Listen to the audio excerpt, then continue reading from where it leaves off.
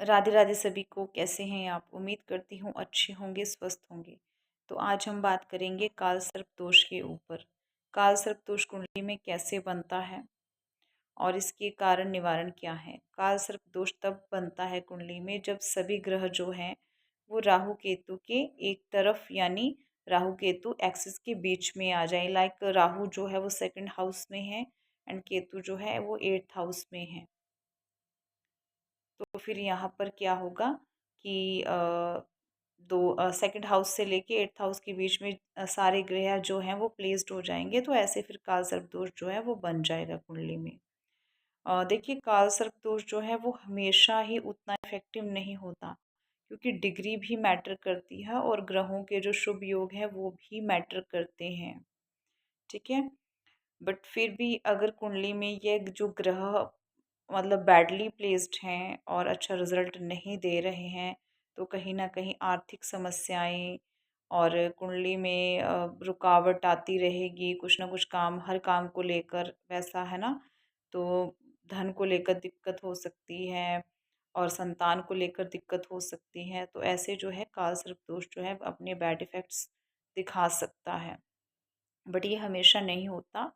काल सर्प दोष जो है वो अमीर की कुंडली में भी हो सकता है और किसी गरीब की कुंडली में भी हो सकता है। ठीक है, यहाँ पर शुभ योग भी मैटर करते हैं या फिर अशुभ योग जो बने हैं वो भी मैटर करते हैं कुंडली में, क्योंकि और भी तो प्लैनेट्स हैं ना। बट फिर भी हम यहाँ पर जो साल काल सर्प दोष है उसके बारे में बता रहे हैं कि जब काल सर्प दोष के बीच में ग्रह आ जाते हैं, यानी राहु केतु के बीच में ग्रह आ जाते हैं सभी सातों के सातों, तब काल सर्प दोष जो है वो कुंडली में बनता है। तो काल सर्प दोष का जो कहीं ना कहीं रीज़न यही है बताने का कि देखिए, हर काम में थोड़ी सी ट्रबल्स रहेगी। वो जो पर्सन है ना वो अपने आप में खोया रहेगा, उसका दिमाग उतना काम नहीं करेगा, कोई डिसीजन वो अच्छे से नहीं ले पाएगा और थोड़ा डरा डरा सहमा सहमा रहेगा।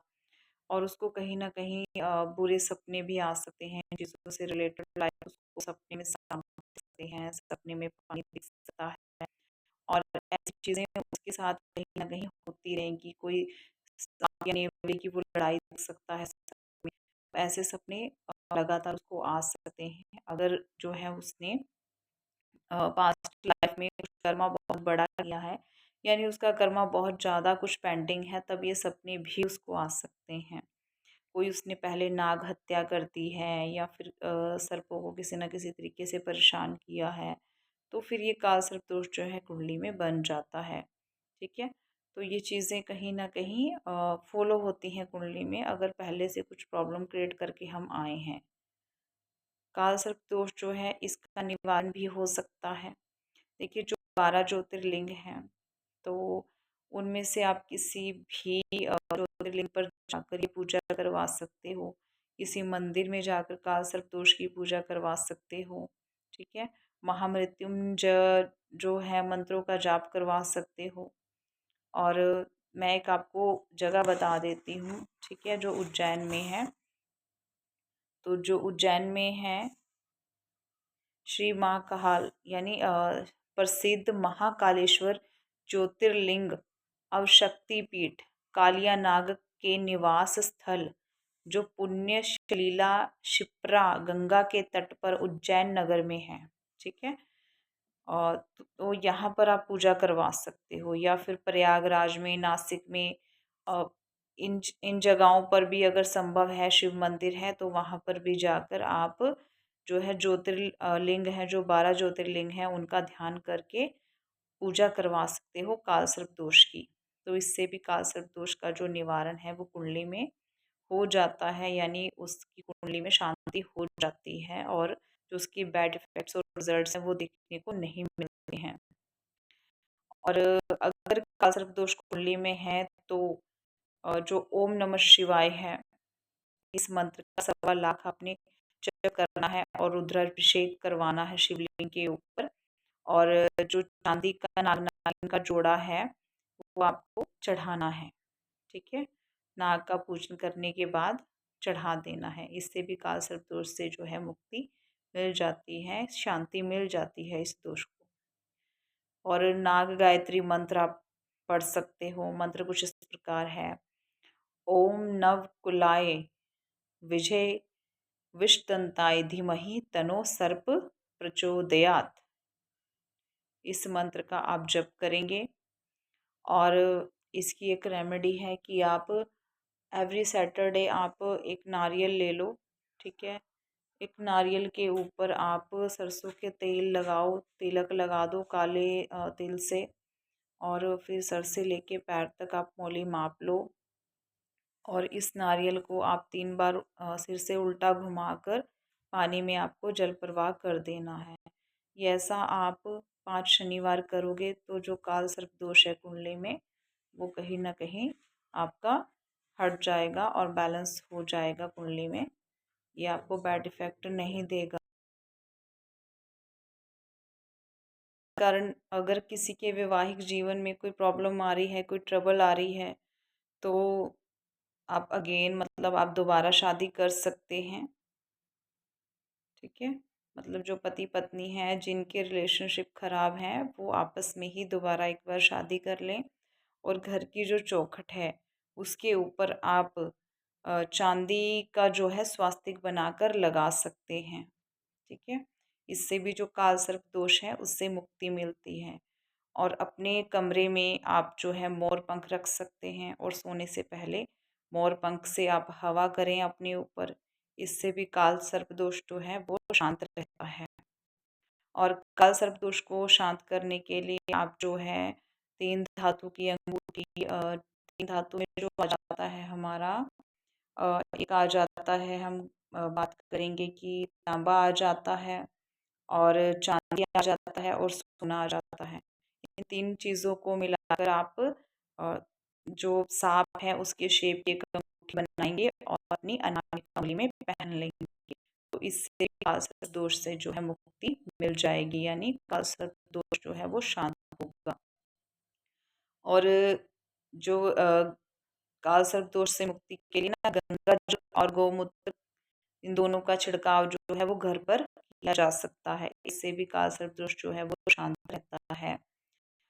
और जो है काल सर्प दोष के लिए जो नाग नाग देवता के जो मंत्र हैं वो उच्चारण किए जा सकते हैं, ठीक है।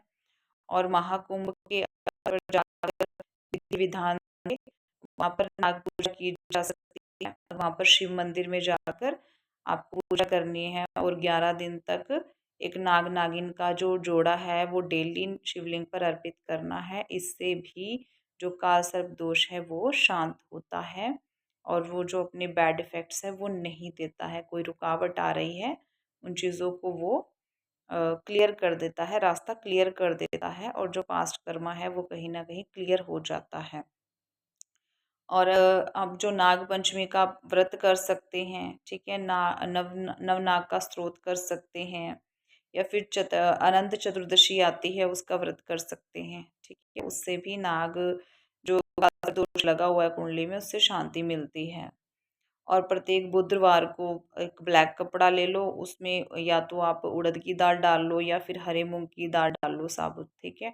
तो दोनों में से कोई भी डालकर आप जल जल प्रवाह कर दो या फिर किसी जो कोई नीडी पर्सन है उसको दे दो।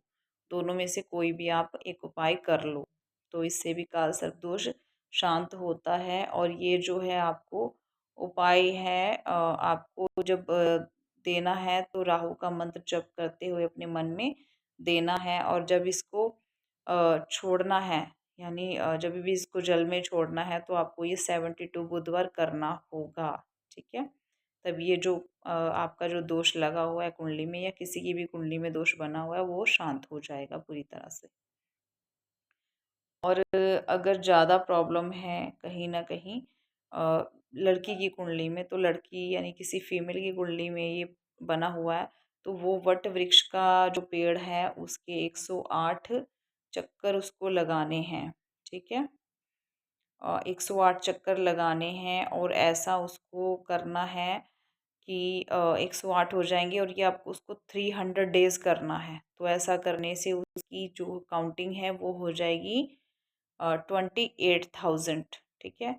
तो इससे उसको जो है संतान प्राप्ति हो जाएगी। अगर किसी फीमेल की कुंडली में ये दोष होने के कारण लाइक 5th में राहु बैठे हैं, है ना, कुछ वैसा कुंडली में क्रिएट हुआ हुआ है उसकी जिसकी वजह से उसको मतलब संतान की प्राप्ति नहीं हो रही है तो वो ये उपाय कर सकती है। इससे काल सर्प दोष शांत होता है और मनचाही जो संतान है वो प्राप्त होती है। और इसके अतिरिक्त आप जो है कुछ पाठ भी कर सकते हैं, लाइक महाकाल रुद्र स्तोत्र है, ठीक है, और मनसा देवी नाग स्तोत्र है, आपका महामृत्युंजय स्तोत्र है। तो इनका जो है पूजा पाठ किया जा सकता है। ये मैंने सारा आपको डिटेल में बताया काल सर्प दोष के बारे में, जो भी पूजा रेमेडी हम कर सकते हैं।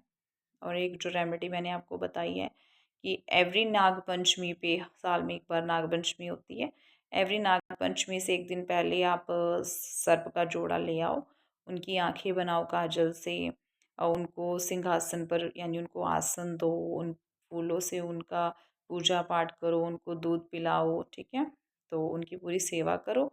एंड नेक्स्ट डे उनको कपड़े में लपेट कर शिवलिंग पर जाकर चढ़ा दो और उनसे क्षमा मांगो और भगवान शिव से क्षमा मांगो कि हे भगवान शिव, हमसे जो भी गलती हुई है, जो भी दिक्कत हुई है पास्ट कर्मा में, तो उसको आप क्लियर कर दो और इनको, ये जो हमारे जो भी पाप कर्म हुए हैं उनको माफ़ कर दीजिए और जो भी हमारी बाधाएं हैं उनको दूर कीजिए। तो ऐसा करने से आपका जो काल सर्प दोष है वो शांत रहेगा और आपको जो है आपकी किसी भी हम कहते हैं काम करते हुए कोई भी आपको ट्रबल आ जाती है ना, बनते बनते काम बिगड़ जाते हैं, ऐसा कुछ होता है, तो वो चीज़ों में आपको रिलीफ मिलेगा। तो अगर उपाय अच्छे लगे, वीडियो अच्छी लगी तो लाइक कीजिएगा। Thank you for watching. जय श्री राधे।